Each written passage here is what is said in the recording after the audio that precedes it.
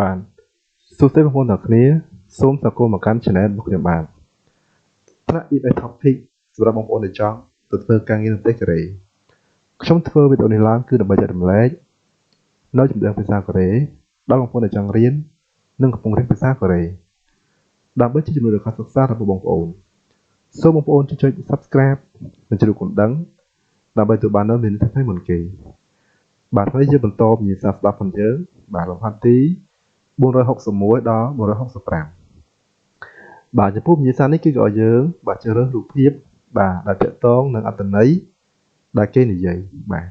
អញ្ចឹងយើងមើលរូបភាពផងយើងបាទអញ្ចឹងរូបភាពទី1គឺបាទជាធ្វើការនៅក្នុងoffice ហ្នឹងទៅឬក៏រៀបចំទីកន្លែងបាទរូបភាពទី2នេះគឺទៅទៅនឹងចំការរូបទី3ទៅនឹងការធ្វើឡានបាទរូបទី4ទៅទៅនឹងការចិញ្ចឹមសត្វបាទអញ្ចឹងយើងស្ដាប់តើរូបភាពមួយណាដែលត្រូវនឹងបាទអត្ថន័យដែលគេនិយាយហ្នឹងបាទចឹងតើយើងស្ដាប់អស់គ្នាបាទ 461번 문제입니다. 실례지만 직업이 뭐예요? 저는 자동차 공장에서 자동차를 만드는 일을 해요. 실례지만 직업이 뭐예요? 저는 자동차 공장에서 자동차를 만드는 일을 해요. បាទអញ្ចឹងទៅយើងស្ដាប់យើងទៅមើលចម្លើយដល់គ្នាបាទអញ្ចឹងស្ត្រីគាត់និយាយថា Silejiman Chikopi Moeo បាទអញ្ចឹង Silejiman មានថាអត់ទោសឬក៏សំទោសណាបាទជាលក្ខណៈគួរសមបាទជីកប់ការងារឬក៏មុខរបរមួយយកគឺអ្វីអញ្ចឹងថាម៉េចបាទអត់ទោសតើមុខរបរនេះគឺអ្វីបាទអញ្ចឹងបរិះគាត់និយាយថាគាត់ឆ្លើយថា 저는 자동차 공장에서 자동차를 만드는 일을 해요. បាទអញ្ចឹង 저는 ខ្ញុំ 자동차 공장 រោងចក្រឡាន 에서 នៅបាទ 자동차 ឡាន 만드는 ដែលផលិតបាទមកតែ 만들다 일을 해요 អញ្ចឹងធ្វើការដែលផលិតឡាននៅឯរោងចក្រឡានបាទអញ្ចឹងយើងមើលបើពាក្យគ្រឹះនៅក្នុងលំហាត់របស់យើងគឺឡាននេះបាទ 자동차 អញ្ចឹងយើងមើលរូបភាពណាដែលមានឡានបាទអញ្ចឹងមកទី3បាទអញ្ចឹងយើងបន្តលំហាត់បន្តទៀតណាយើងមើលលំហាត់ទី462បាទអញ្ចឹងយើងមើលរូបភាពបាទរូបភាពទី1ទៅទៅនឹងការបាញ់ថ្នាំនៅវាលស្រែរូបភាពទី2ទៅទៅនឹងការបេះផ្លែឈើរូបភាពទី3ទៅទៅនឹងបាទការជូតស្រូវរូបភាពទី4ការឲ្យចំណីសត្វបាទអញ្ចឹងតើយើងស្ដាប់ដល់គ្នាតើអត្ថន័យដែលទៅរូបភាពមួយណាបាទ 462번 문제입니다. 내일은 무슨 일을 해야 합니까? 내일은 논에 농약을 쳐야 해요. 요새 벌레가 많아졌거든요. 내일은 무슨 일을 해야 합니까? 내일은 논에 농약을 쳐야 해요. 요새 벌레가 많아졌거든요. បាទអញ្ចឹងបន្តយើងស្ដាប់ដូចទៅមើលចម្លើយរបស់គ្នាបាទអញ្ចឹងបរិះគាត់សួរថា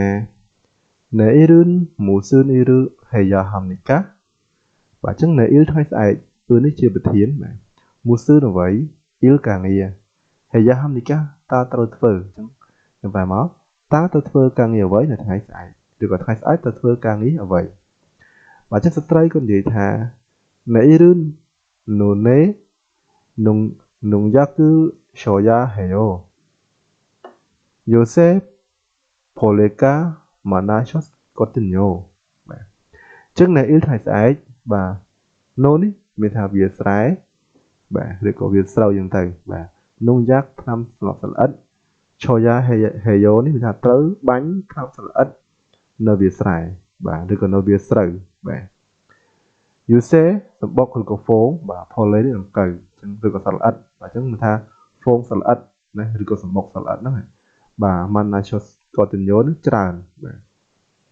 អញ្ចឹងថាម៉េចបាទអញ្ចឹងសម្បុកសត្វល្អិតគឺមានច្រើនបាទអញ្ចឹងយើងមើលពីកលឹះកន្លែងណាគឺកន្លែងបាទនងយ៉ាក់បាទយើងបាច់ចាំទៅនងយ៉ាក់ Shoya Heyo បាទ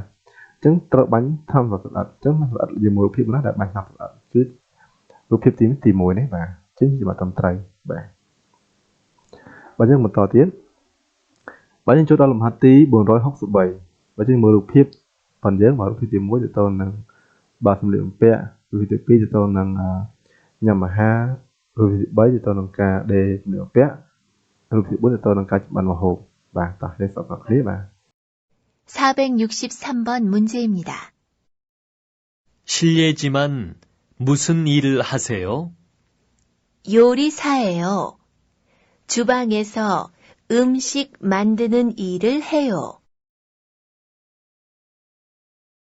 실례지만 무슨 일을 하세요? 요리사예요.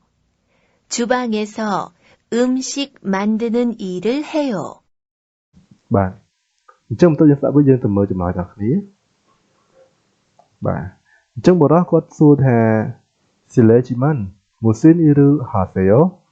បាទយើង Silesiman អត់ទោសបាទ musin អ្វី iru ការងារ haseyo ធ្វើអញ្ចឹងថាអត់ទោសតើអ្នកធ្វើការងារអ្វីបាទអញ្ចឹងស្ត្រីគាត់ឆ្លើយថា Yurisayo បាទអញ្ចឹង Yurisa គឺចុងភៅនិយាយគឺជាអញ្ចឹងគឺជាចុងភៅបាទ Jupang에서 음식 만드는 일을 해요 បាទអញ្ចឹង Jupang에서 នៅក្នុងផ្ទះបាយ Jupang ផ្ទះបាយបើ 음식 ម្ហូបបើ 만드는 ដែលផលិតឬក៏ដែលចម្អិនយើងបែរម្ហូបឬចម្អិន 일을 해요 ធ្វើការអញ្ចឹងគឺខ្ញុំធ្វើការដែលចម្អិនម្ហូបនៅក្នុងផ្ទះបាយអញ្ចឹងពាក្យកលឹះគឺកន្លែងណាគឺកន្លែងបាទ Yurisa បាទយើង Yurisa គឺចុងភៅនេះបាទយើងបាទចំណុចទី4បាទបាទយើងបន្តលំហាត់បន្តទៀតបាទយើងមើលលំហាត់ទី464បាទអញ្ចឹងរូបភាពទី1ទៅនឹងការធ្វើផ្លូវបាទរូបភាពទី2ទៅនឹងការធ្វើការនៅក្នុង office បាទទី3ទៅនឹងការសិក្សារូបភាពទី4ទៅនឹងកីឡាបាទអញ្ចឹងសពគ្នាបាទតើរូបភាពណាដែលជាចំណាត់ត្រឹមត្រូវ 464번 문제입니다. 저는 지금 도로 공사를 하고 있습니다. 저는 지금 도로 공사를 하고 있습니다. បាទអញ្ចឹងទៅស្ដាប់វិញទៅមើលចំអកដល់គ្នាបាទអញ្ចឹងបរិះគាត់និយាយថា 저는 지금 도로 공사를 하고 있습니다. បាទអញ្ចឹង 저는 ខ្ញុំ 지금 ឥឡូវ 도로 នេះផ្លូវ 공사 하고 있습니다 កំពុងកសាងផ្លូវបាទខ្ញុំមិនខ្ញុំឥឡូវកំពុងតែកសាងផ្លូវបាទអញ្ចឹងយើងមើលពាក្យគ្រឹះនេះឡើយណាគឺកន្លែង 도로 공사 បាទអញ្ចឹងកន្លែងជួសជុលផ្លូវឬក៏ធ្វើផ្លូវអញ្ចឹងបាទទី1បាទទី1បាទលំហាត់ទី465បាទជាមួយរូបភាពបាទរូបភាពទី1ទៅនឹងការជួសជុលបាទរូបភាពទី2ទៅនឹងការវិចខ្ចប់រូបភាពទី3ទៅនឹងការបាទវិចខ្ចប់ដែររូបភាពទី4ទៅនឹងការដឹកជញ្ជូនបាទអញ្ចឹងយើងខំដល់គ្នាតែចម្លាក់រូបភាពដែរត្រឹមត្រូវបាទ 465번 문제입니다. 어제도 바빴어? 공장에서 기계가 고장나서 그걸 고치느라고 정신이 없었어. 어제도 바빴어? 공장에서 기계가 고장나서 그걸 고치느라고 정신이 없었어. បាទអញ្ចឹងបន្តយើងស្ដាប់វិញទៅមើលចម្លើយដល់គ្នាបាទអញ្ចឹងស្ត្រីគាត់សួរថា 어제도 바빴어 បាទអញ្ចឹង 어제 នេះមិនមិញ 바빴어 មកទៅបាពឺដាបាទរវល់អញ្ចឹងថាតើកាលពីមិនមិញរវល់ទៀតមែនទេបាទអញ្ចឹងសួរបែបហ្នឹងចុះបាទហ្នឹងគាត់ឆ្លើយថា공장에서 기계가 고장 나서 그걸 고치느라고 정신이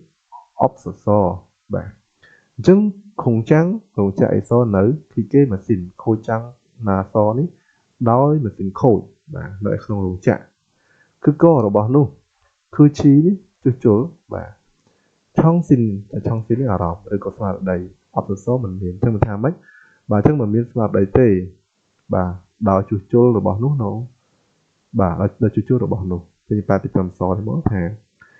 ដោយម៉ាស៊ីនខូចនៅក្នុងរោងចក្រ បាទអញ្ចឹងមិនមានស្មារតីទេ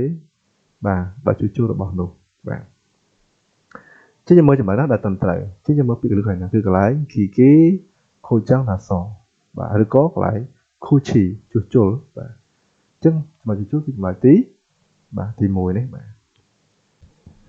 បាទសូមអរគុណបងប្អូនទាំងគ្នាបាទដែលទស្សនាវីដេអូនេះតាំងពីដើមរហូតចាប់បានសង្ឃឹមថាវីដេអូនេះគឺជាចំណុចទាំងមួយដើម្បីជាចំណុចកត់សម្គាល់របស់បងប្អូនជាចុងក្រោយសូមជូនពរបងប្អូនទាំងគ្នាទទួលបានជោគជ័យក្នុងការប្រឡងបាទសូមអរគុណសូមជម្រាបលា